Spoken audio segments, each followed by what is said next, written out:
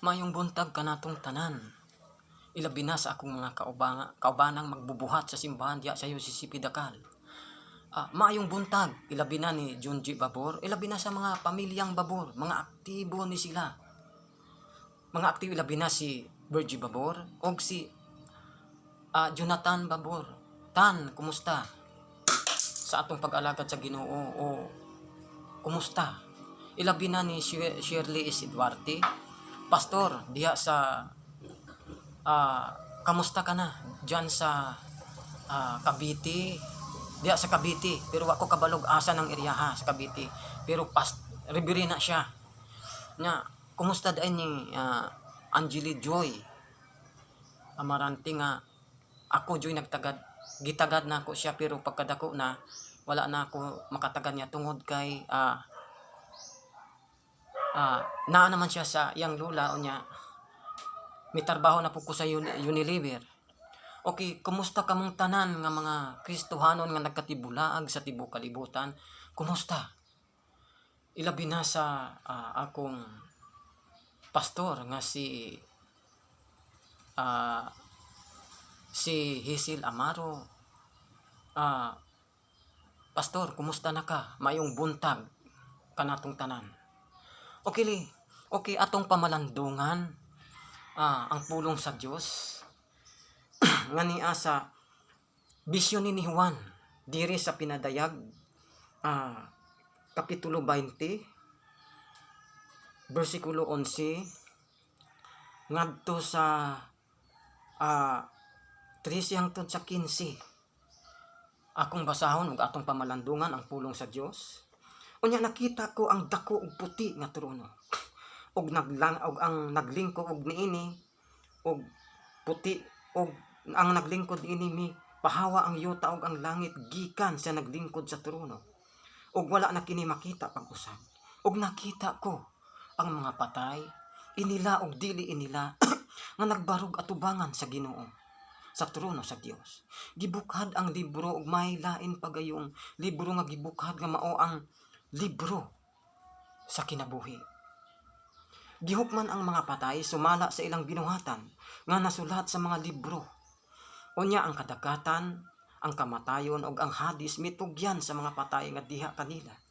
Gihukman silang tanan sumala sa ilang binuhatan.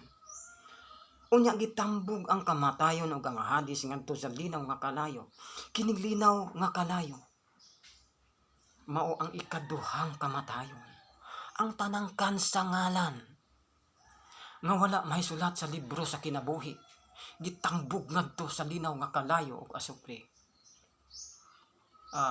Okay, sa dili pa ta magsugod, magampo sa ta halangdon og labing gamanan nga Dios. Ilabi na Ginoo hatagi kami kusog o labi na og kaalam sa pagsabot niini. Kay nahibalumi Ginoo nga kini tinuon og nahibalumi nga sa umaabot nga adlaw o Dios mga tubang mi sa imong hukmanan aron hukman.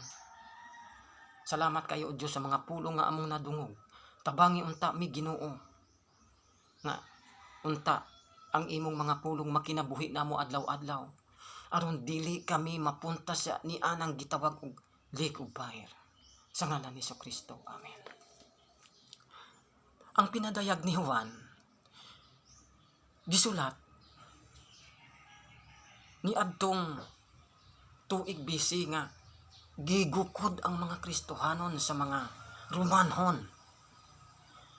Ang uban tungod sa ilang pagtuo ni Kristo gigukod sila. Unya ang uban gigabas pagtunga. Unya ang uban gidauban diya sa tanaman. Ang uban gitunga paggabas. Ang uban gipatiwarik. Sumala to si Pedro gipatiwarik pag bitay. Okay. Sumala dire, miingon si Juan sa iyang bisyon. Unya nakita ko ang dako og puti nga trono. Og ang naglingkod niini ipahawa ang langit og ang yuta gikan sa naglingkod sa trono. Og wala na kini makita pag-usab. Og nakita ko ang mga patay inila og dili inila nga nagbarog atubangan sa trono. Gibukhad ang mga libro og may lain pagayong librong gibukhad nga mao ang libro sa kinabuhi. Gihukman ang mga patay sumala sa ilang binuhatan. Okay. Sumala diri. mga kaigsuonan ko diha ni Kristo, atong hinumduman ha, nga sa dinhi pata sa kalibutan, kinahanglan nga, andam kita pagtugyan sa atong kinabuhi, andam kitang mga lagad kaniya. Dili pa ulahi ang tanan mga igsoon. Kasi sumala bitaw ako yung nadungog og nabati. Sumala diya sa social media. Nga miingon yun, duha sa akong mga amigo. Nga, miingon sila. Nga, sigig simba. Pero mga libakirag-libakiro. Pero hinumduman nato mga kaigsuonan. Kung unsa inyong gisulti nga mga libakirag-libakiro, tuhod kay naning kamot sila nga mabag-o ang ilang kinabuhi. Kung ang usa ka Kristohanon, ang iyang inaiya, adunay taya. Apan unsa pa kaha ang dili Kristohanon, danlak ang iyang kinaiya. Munang sa dili pa ulahi ang tanan mga igsoon. Kinahanglan nga mga lagad ta sa Dios kay kitang tanan. Sumala sa ikaduhang Korinto kapitulo 5:9 kay kitang tanan mga tubang kang Kristo. Aron iyang hukman, aron ang tagsa-tagsa makadawat sa angay kaniya. Sumala sa iyang nabuhat, maayo og dautan dinhi sa kalibutan, aduna kitay paghukom mga kauban. Hinumduman nato ha, kinahanglan nga magtinarong ta sa pagkinabuhi dinhi sa kalibutan. Unya andam usab kitang mga lagad sa atong Dios. Kay sumala sa gipadayag ni Juan diha sa pinadayag, usa ka ngilngig kini. Ngilngig kini mga kaigsuonan ko diha ni Kristo. Ngano man sa oras kung ang tao mamatay pagkatapos adunay paghukom. Sa oras gani nga kun ang usa ka tawo naaman sa simbahana, naa sa gawas, ang importante ipabag-o nato sa Ginoo ang atong kinabuhi ug pagkatao. Andam kitang mga lagad niini.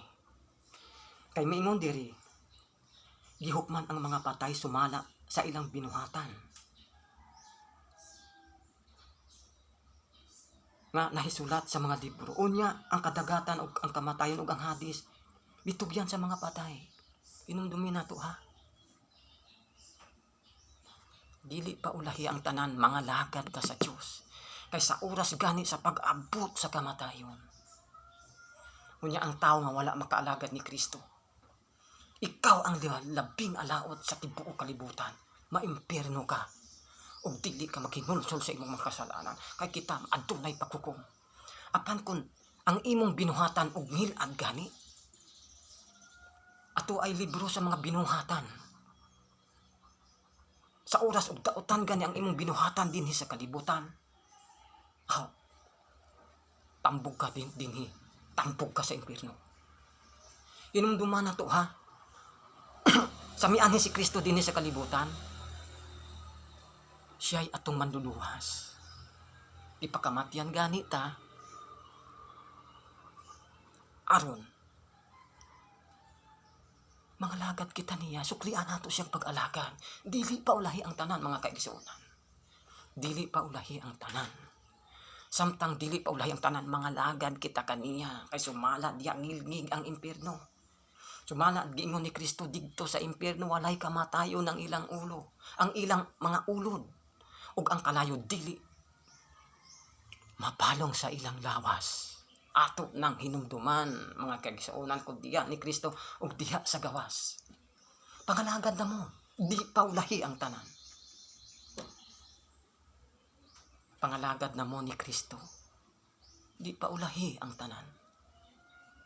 Sa oras ug dili mo mga lagad unya, kanunay ninyong gitamay ang nangalagad ni Kristo, kanunay ninyong gitamay ang nag-alagad sa simbahan, hinumdumi ang katapusang alas tuan ni Kristo.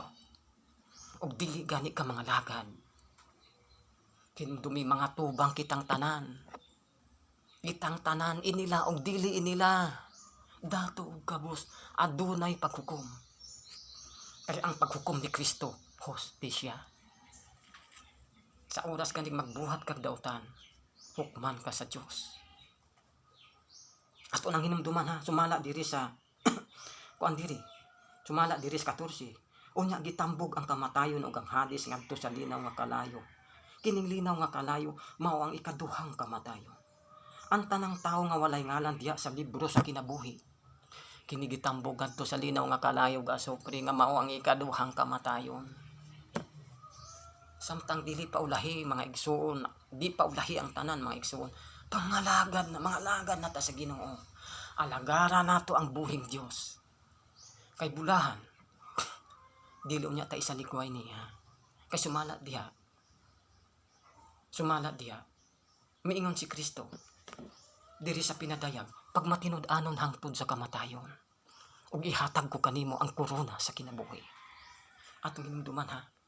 Unya miingon diri sa pinadayag, uno nga, bulahan ang tao nga nangalagad sa Ginoo. Kaya ang ilang bunga sa ilang pag-alagad, mag-uban kanila. O mag-uban ang atong pag-alagad sa atong Dios. Hinumdumi ha. Di pa kabulahan ni Kristo. Ang namatay nga nag-alagad niya. Apan ang wala mag-alagad, wala niya pakabulahan ha. Katurang di pa kabulahan katong namatay nga nag-alagad niya. Mingon siya nga, bulahan ang namatay tungod sa pag-alagad sa Ginoo. Kay dalon man nilang ilang bunga sa ilang pag-alagad, mag-uban kanila. Mingon si Kristo. Pag matinud-anon hangtod sa kamatayon, ug ihatag ko kanimo ang korona sa kinabuhi. Amen. O Dios, salamat sa mga pulong nga akong among nadungog. Tabangi kami Ginoo nga makinabuhi namo ang imong mga pulong. Unta ang among mga kaigsuonan o Dios. Dinhi sa kalibutan. Unta madala namo sila diha sa imong sabakan o Dios. Aron o Dios dili sila mapahamak sa impyerno. Nga adlaw o gabi pagkasakiton sila. Pagkasakiton o Dios. Amen.